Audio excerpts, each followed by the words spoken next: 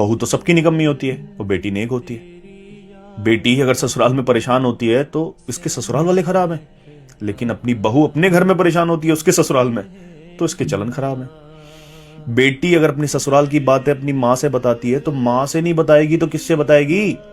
लेकिन जब बहू अपनी माँ से बात कर ले तो आजकल की माएं घर तुड़वा देती हैं।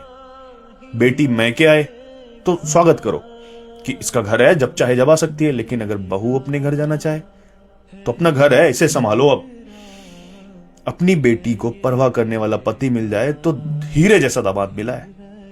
लेकिन अगर अपना बेटा बहू की परवाह करने लगे तो मेरे बेटों को उंगलियों पर नचाती है।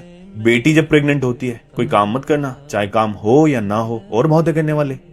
लेकिन जब बहू प्रेग्नेंट होती है तो जितना काम करेगी उतना अच्छा है तेरे लिए। बेटी के गुनाहों को भी माफ कर दिया जाता है ये कहकर ये बच्ची है। और बहू की एक गलती को भी सारे जमाने को पता चलना चाहिए कि इसके माँ बाप ने सिखाया क्या है। बेटी घर की रहमत होती है और बहू बोझ। हर माँ चाहती है कि उसकी बेटी ससुराल में जाकर खुश रहे, तो फिर कुछ माएं ये क्यों भूल जाती हैं कि जो बहू होती है वो भी किसी की बेटी होती है। और फिर बेटी तो बेटी होती है, वो चाहे अपनी हो या पराई। तो अगर आप अपनी बेटी को किसी के घर रोता हुआ नहीं देख सकते तो दूसरों की बेटी को क्यों आंसुओं से रुलाते हैं। कभी सोचा है उन माँ बाप पर क्या बीतती होगी जिन्होंने विदा करते वक्त आपके लिए ये कहा हो कि बेटे वो भी माँ बाप हैं।